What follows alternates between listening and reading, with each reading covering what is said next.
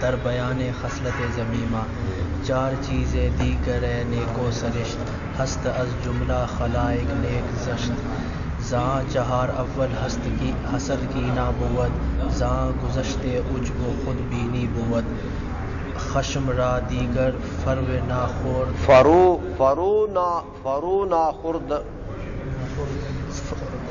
ناخرد نست، ایسا ہے نا؟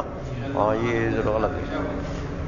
خشم را دیگر فرو ناخرد نست، خشم را دیگر فرو ناخرد نست. ہاں خصلت چارم بخیلی کردن است، خصلت چارم بخیلی کردن است. اے پسر کم کرد گرد این خصال از برائے آنکہ زشتند این فعال، آنکہ زشت اند این فعال. غل و غش بگزار جو زرپاک شو پیش ازاں کے خاک گردی خاک شو.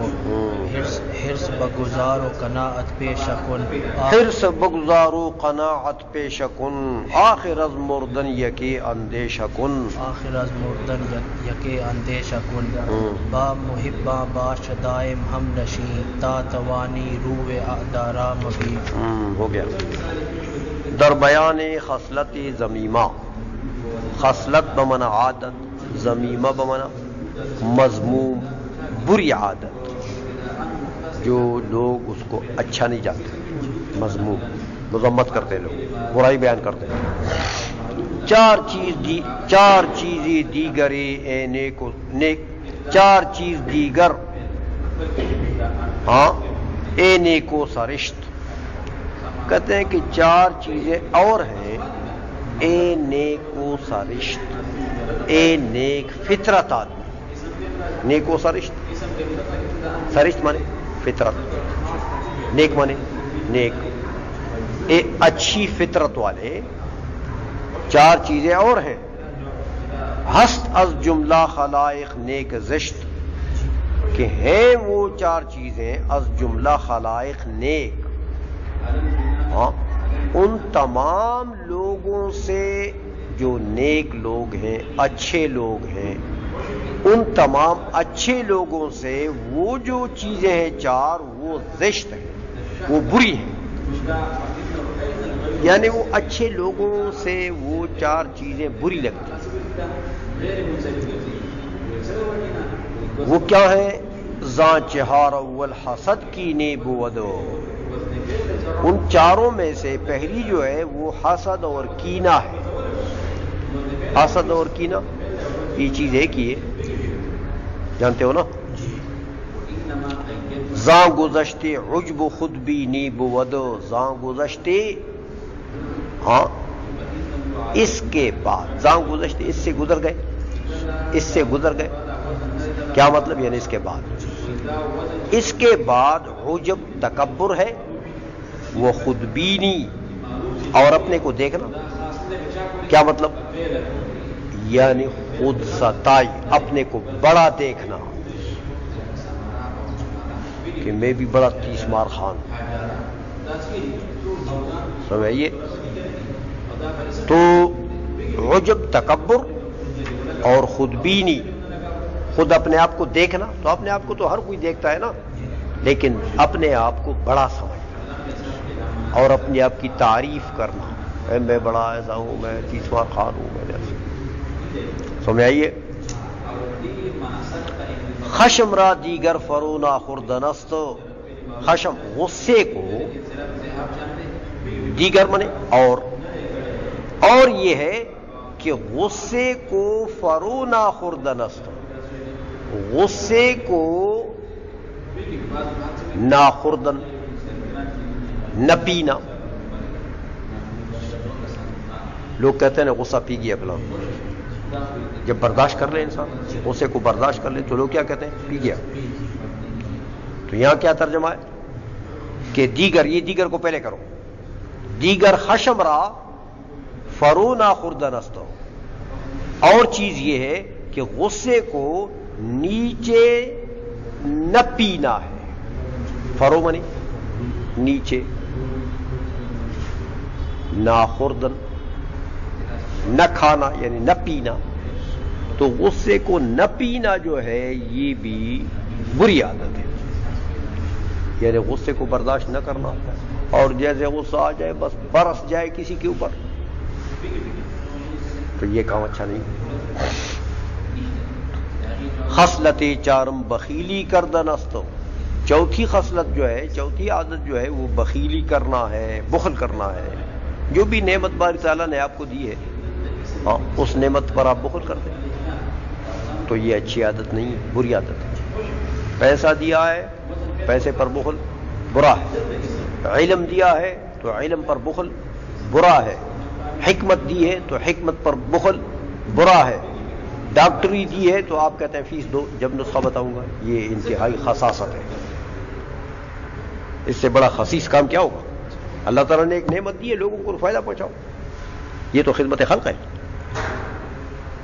ہاں یہ کام اللہ تعالیٰ نے علماء کو دیا ہے کہ علماء فی سبیل اللہ کتنی قیمتی نسخے لوگوں کو بتاتے ہیں.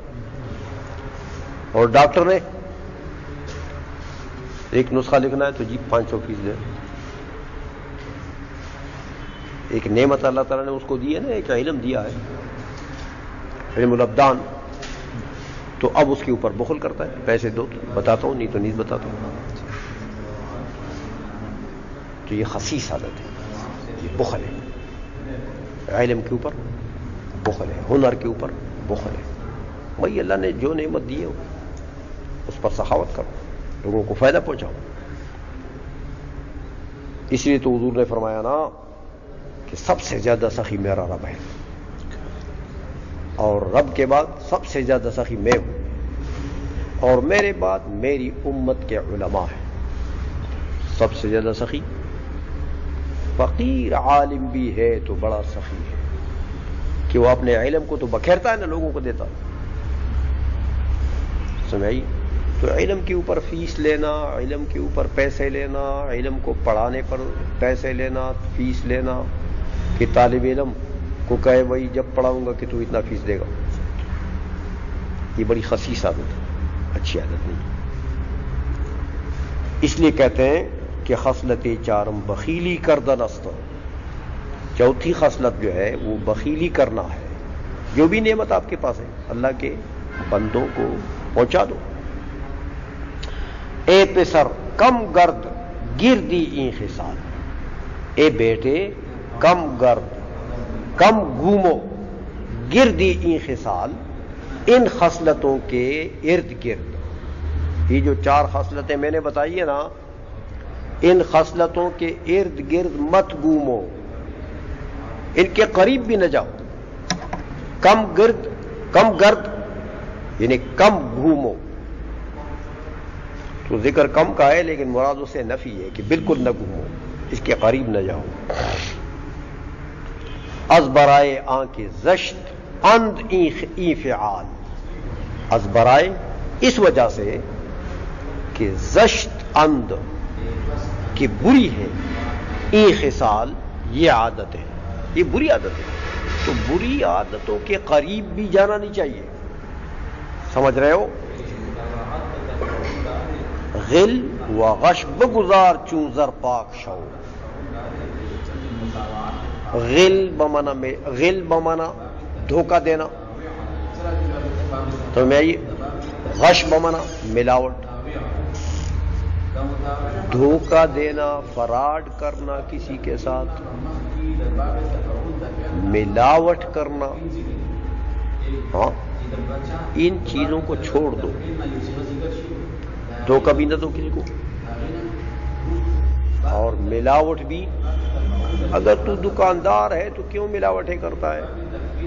چائے کی پتی میں تو تم وہ چنے کی بھوسا جو ہے وہ ملاتے ہو، اس کی شکل بھی چائے کی طرح ہے نا، تو لوگ لے لیتے ہو. ہاں نمک میں پتھر ملاتے ہو.